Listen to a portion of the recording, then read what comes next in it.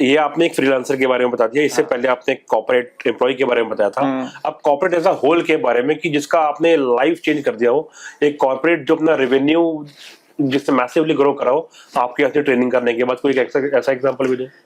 Sir काफ़ी सारे examples हैं, मैं आपको छोटे से लेके बड़ा एग्जांपल तक देता हूँ। हमने एक दिल्ली में करोल बाग में एक स्टोर में, ज्वेलरी स्टोर में ट्रेनिंग दी उनके स्टाफ को सेल्स में और एटिकेट में, बिकॉज वो ज्वेलरी स्टोर में जो आपकी विमेन आती हैं तो उनको राइट फ्रॉम कैसे ग्रीट करना है, कैसे ट्रीट करना है, उनको क्या वर्ड्स बोलने हैं, क्या वर्ड्स नहीं बोलने हैं, उनको क्या ऑफर करना है, क्या ऑफर नहीं करना, कोई basic etiquettes of wearing, speaking, talking, लिखना कैसे है, लिखते टाइम पेपर कहाँ रखना चाहिए, लिखते टाइम जो कोई आ रही है तो उनको कैसे हैंडशेक करना चाहिए। तो उस ज्वेलरी स्टोर से हम पिछले बहुत सालों से जुड़े हुए हैं और उनको हम रेगुलरली उनके स्टाफ को ट्रेनिंग देते हैं। ये तो हो गया एक example of a micro business. Similarly मैं लार्ज कॉर्पोरेट की बात करूं तो काफ़ी बड़ी फार्मा कंपनीज हैं जिन, या काफ़ी आपके ऑटोमोबाइल कंपनीज हैं जहाँ पे हमने फॉर एग्जांपल ERP इम्प्लीमेंटेशन में हेल्प करा। और ERP इम्प्लीमेंटेशन के शुरू के कुछ महीने ट्रबलसम रहते हैं, but once that is there then it's a huge, मतलब it's $1 million I would say ROI that they get from few lakhs that they are paying us for the training. आप corporate का नाम नहीं लोगे? वो हमने कुछ NDA साइन करे होते हैं तो मैं उनके नाम नहीं ले सकता, बट मैं आपको बैकग्राउंड दे सकता हूँ। जैसे फार्मा कंपनीज में बहुत कंप्लायंस की ट्रेनिंग्स होती हैं जो हमने दी हुई हैं। सिमिलरली ERP की ट्रेनिंग्स हो गई हैं। सिमिलरली काफ़ी टॉप मैनेजमेंट या मिडिल मैनेजमेंट के लोगों को हम लोग लैंग्वेज की ट्रेनिंग देते हैं। मान लेते हैं जो जर्मन बैकग्राउंड की कंपनीज हैं वहाँ जर्मन लैंग्वेज, जापानीज में जापानीज, चाइनीज में चाइनीज। तो काफ़ी लोगों ने अपने करियर्स में सीनियोरिटी में आ पाए just because of they know that language which they learn from Henry Harvin. So impact on ground I would say is ROI I would say is at least 300% for most of the learners, which means कि 3-4 महीने में ही they have been able to reap the investment that they have already done on the program that they paid to us for. तो आप तो एक तरीके से वही काम कर रहे हो जो एक बिजनेस कोच करता है, कह सकते हैं। कुणाल, हेनरी हार्विन क्या बुक्स भी पब्लिश करता है? जी, we are a registered publishing house. मैंने भी बुक लिखी है, प्लस हमारे पास इन हाउस जो हमारी एकेडमिक टीम है, हम लोग बुक्स क्रिएट करते हैं जो हम लोग अमेजोन पे भी लाइव करते हैं। Plus as a publishing house हमारे कुछ कैंडिडेट्स होते हैं जो बुक लिखते हैं but they want someone to publish, so at Henry Harvin publishing house we do publish books as well. अच्छा, राइटिंग और पब्लिशिंग दोनों? हाँ, हम लोग राइटिंग भी करते हैं, पब्लिशिंग भी करते हैं, खुद भी करते हैं। और अगर किसी हमारे कैंडिडेट को, स्टूडेंट को अपनी बुक पब्लिश करवानी हो, हम उसको प्रॉपर्ली ऑडिट करने के बाद, प्रूफ रीड करने के बाद, करेक्शंस करवाने के बाद फिर हम पब्लिश भी करते हैं। ऑसम। मैंने सुना आपने भी कोई एक बुक लिखी है? हाँ, वो 2020 के आसपास मैंने कंटेंट राइटिंग के ऊपर एक बुक पब्लिश करी थी। एंड एक अभी रिसेंटली हमने इनफैक्ट जब राम मंदिर का फर्स्ट ब्रिक लेड हुआ था तो we started working on this unique concept of a Sanskrit dictionary which is there in 4 different transmissions, which means के Sanskrit to English, Sanskrit to Hindi, ना सिर्फ इंग्लिश और हिंदी में ट्रांसलेशन है उसकी, बट ऑल्सो एक QR कोड भी है। एंड QR कोड को आप स्कैन करते तो प्रोनाउंसिएशन भी आता है। तो सॉरी 4 नहीं 3, तो 3 फॉर्म्स में आपको डिक्शनरी दिख रही है जो आपने कहीं नहीं देखी होंगी। मतलब एक लैंग्वेज से दूसरे लैंग्वेज में ट्रांसलेट हो जाता है, बट एक लैंग्वेज से दूसरे में ट्रांसलेट भी हो गया, तीसरे में भी ट्रांसलेट हो गया, फिर एक QR कोड को आप स्कैन करें, प्रोनाउंसिएशन भी आ जाएगी। और संस्कृत वर्ड को कोई टाइप नहीं करता कीबोर्ड में, राइट? तो how do you get pronunciation? You struggle as someone who is learning Sanskrit, you struggle in pronouncing Sanskrit words, and that is where the QR code scanning से you can get the pronunciation. और वहाँ पे क्या है कि in the past Sanskrit words की writing and pronunciation अभी बीच में डाउन हो गई थी, बट ग्रेजुअली अभी 21st सेंचुरी में संस्कृत की डिमांड पहले से इंक्रीज हो रही है। But the struggle here is again कि हाउ टू प्रोनाउंस।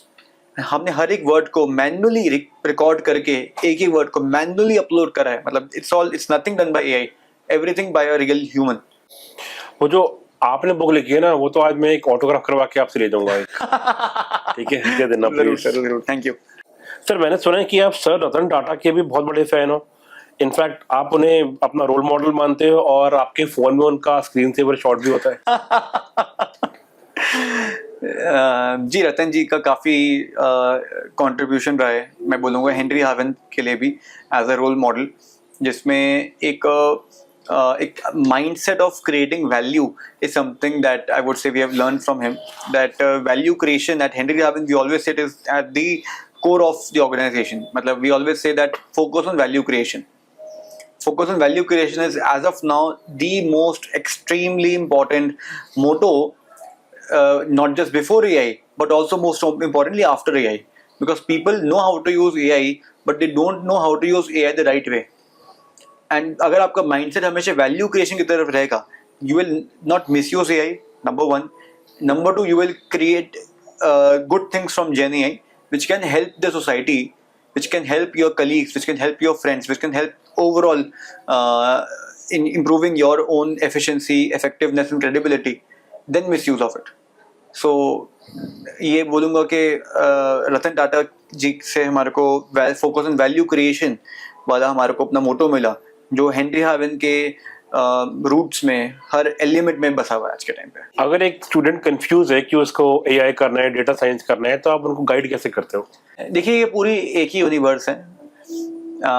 उसी यूनिवर्स में आप चाहे एआई की बात करें, चाहे डेटा साइंस की बात करें या और ब्रांचेस की बात करें, और अल्टीमेटली आपको बनना क्या है, करना क्या है, जार्गन सी बाद में बात करते हैं और रिवर्स इंजीनियरिंग करेंगे फिर हम. अगर आपको बनना, फॉर एग्जांपल आपको ग्राफिक की फील्ड में जाना है, बट आपको सॉफ्टवेयर को यूज़ करके नहीं करना जो अभी टिपिकल एडोब फोटोशॉप वगैरह यूज़ होते हैं, आपको नए टूल्स यूज़ करना है, तो अलग या नए टूल्स है जिस पर आपको प्रोफिशिएंसी अपने डेवलप करनी होगी. सिमिलरली हर एंड ऑब्जेक्टिव से रिलेटेड आज के टाइम पे एक टूल आ गया है, तो बेस्ड ऑन दैट आपको एआई में करना है, या फॉर एग्जांपल अगर आपको नए प्रोडक्ट्स कोड करने हैं, तो अकॉर्डिंगली हो सकता है अगर आपको ना एआई से जरूरत हो, ना डाटा से जरूरत हो, आपको कोई और प्रोग्रामिंग लैंग्वेज सीखना हो. तो पहली बात तो आपका एंड ऑब्जेक्टिव, आपको करियर में करना क्या है, उसके बाद ही जो है आप अपना चूज करें किस फील्ड में आपको अपनी स्किल डेवलपमेंट करनी है. एंड मोस्ट इंपॉर्टेंटली आज के टाइम पे ज़रूरी क्या है कि आपका पैशन, आपका इंटेंट कहाँ पे है. आज के टाइम पे रुपए हर फील्ड में है. Problem is not money, problem is the intent, problem is work. Lot of times people develop some skills, they say that I will do it, but they still don't end up doing it. The best time to do something is always now, and that is what people do not do, and that ends up getting procrastinated, and we start blaming the industry, the government, n number of more things. But the real problem is in you. If you solve this problem, then I would say there is no end to earning money in any field. There is no end to creating amazing products that can really help the society. आने वाले 5-10 साल में trending careers आपके हिसाब से कोई दो? Sir, मैं ये बोलूँगा, आप किसी भी करियर की फील्ड में आप आगे एंड एआई डाल दें. हर फील्ड में बहुत पोटेंशियल है. We all are blessed to live in a country like India, currently be under a strong leadership in India, जिसके थ्रू हर फील्ड में पोटेंशियल है इंडिया में. बस आपको एंड एआई ऐड कर देना है, बस, अगर आपको रियली एट पेस जाना है. And secondly, most importantly, you need to have that willingness, that go getter attitude. अगर आपके पास गो गेटर एटीट्यूड है और अगर आपके पास साथ में एआई की स्किल है, सो हर करियर में, हर प्रोफेशन में आज के टाइम पे पोटेंशियल है. कुणाल जी, ये जो आपका 18 ईयर्स एंड बिलो वाला जो प्रोग्राम है जो आप स्कूल स्टूडेंट्स के लिए रन करते हो, ये आप कैसे डिजाइन करते हो और स्कूल स्टूडेंट्स इसका बेनिफिट कैसे उठा सकते हैं? आज के टाइम पे दो चीज़ें काफ़ी इंपॉर्टेंट है. एक है एंटरप्रेन्योरशिप, जिसमें आपके पास कोई भी टेक्निकल स्किल है, आपके पास बिजनेस स्किल भी आनी चाहिए. चाहे आप एंटरप्रेन्योरशिप का स्किल आप as a opening your own business use करें, या आप एम्प्लॉयड रह के करें.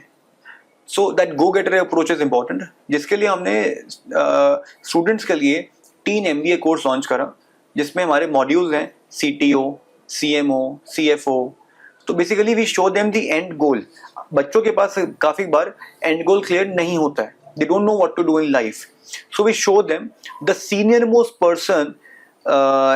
For example, अगर आपको CEO बनना है, so we teach them, for example, how to become like Steve Jobs, and whatever skills needed at a very root granular level, we plant those skills so that they can grow a tree of that by developing more and more skills in that particular vertical, right? So पहला तो हम उनको and गोल दिखाते हैं कि and career दिखाते हैं, और वहां से हम रिवर्स इंजीनियरिंग के बीच बोते हैं through a course called CTO program, CMO, CFO, CEO. That is our teen MBA program, which is mostly we do for teenagers. That is one. Second is language skills. जैसे India के काफ़ी relations अगर आप देखें आज के time पे, जो इंग्लिश स्पीकिंग कंट्रीज हैं, यूएस, कनाडा, यूके, ऑस्ट्रेलिया, वहाँ पे एंटी इमिग्रेशन का बहुत ट्रेंड शुरू हो गया. अब जिन लोगों को आउट ऑफ इंडिया जाना है वो जाएंगे अपना करियर बिल्ड करने के लिए, अपनी लाइफ बिल्ड करने के लिए. इंग्लिश नहीं तो वो कोई और लैंग्वेज सीखेंगे. इंग्लिश अब इंडियंस के लिए एक ऐसी लैंग्वेज है, no longer a foreign language, it's a secondary language now. By default सबको अपनी मदर टंग मान लेते हैं, मेरी हिंदी है और इंग्लिश वो सबको आती है आज के टाइम पे इंडिया में काफ़ी हद तक, मतलब मैं बोलूँगा. तो अब नीड क्या है इंडिया के लिए, वो ये है कि कोई एक और थर्ड लैंग्वेज सबको आनी चाहिए, बिकॉज वहाँ पे उनके पास जिसको बाहर जाना है जॉब के लिए, चाहे जर्मन स्पीकिंग कंट्रीज में जाना है, चाहे फ्रेंच, चाहे स्पेनिश, चाहे जापानीज, चाहे मैंड्रिन, तो वो लैंग्वेज वो सीखे ताकि वहाँ पे जाके वो काम कर सकें. तो लैंग्वेज स्किल एक बच्चे के लिए बड़े इंपॉर्टेंट है. अगर आप अर्ली इन द लाइफ सीख लें लैंग्वेज स्किल, तो एटलीस्ट आप अपने 18 प्लस के में हार्ड स्किल पे ज्यादा फोकस करेंगे, not on your soft skill. Very well said. लगे आप फ्री कोर्सेज का भी बता दो. मैंने देखा था वेबसाइट पे कोने में कहीं लिखा हुआ था फ्री कोर्सेज. कौन कौन हमारे पास करीब 2000 से ऊपर फ्री कोर्सेज हैं. पेड कोर्सेज 1200 और फ्री कोर्सेज 2000 और ज्यादा ही होंगे. तो हर कोर्स से रिलेटेड हमारे पास फ्री कोर्सेज भी हैं. काफ़ी लोग हैं जिनको वो कोर्स के लिए या तो अफोर्ड नहीं कर पा रहे हैं या वो देना नहीं चाहते हैं, बट हमारा जो मिशन अल्टीमेटली वो है टुवर्ड्स कॉम्पिटेंसी डेवलपमेंट, राइट. सो अगर फ्री कोर्सेज उनकी मदद कर सकता है तो हमने इसलिए वो क्रिएट करा है ताकि वो अपनी लाइफ में आगे बढ़ सकें, और उसके बाद अगर उनको इन्वेस्ट करना हो towards long term program, they can do from wherever they would like to. Startups के लिए या फर्स्ट जेन एंटरप्रेन्योर्स के लिए आपकी तरफ से कोई टिप्स कि मतलब कहीं फंसे ना और फंसे तो निकलेंगे इससे? एक ही बात है sir, stop thinking and start doing. बस एक ही एडवाइस दोगे आप? इसी लाइन के पीछे बहुत आंसर्स हैं. Once you have this approach in mind then there is no end. वो लोग वहीं अटक जाते हैं बिकॉज फिर वो सोचते रहते हैं, करते नहीं है, नंबर वन. और नंबर टू, जब सोचते हैं तो ढंग से नहीं सोचते हैं. So there is a very popular saying, when you are planning just focus on planning, and when you are doing stop planning and only do. या तो आपकी प्लानिंग सही नहीं थी कि आप डूइंग के टाइम में प्लानिंग सोच रहे हैं. You should have a plan A, plan B, plan C with you.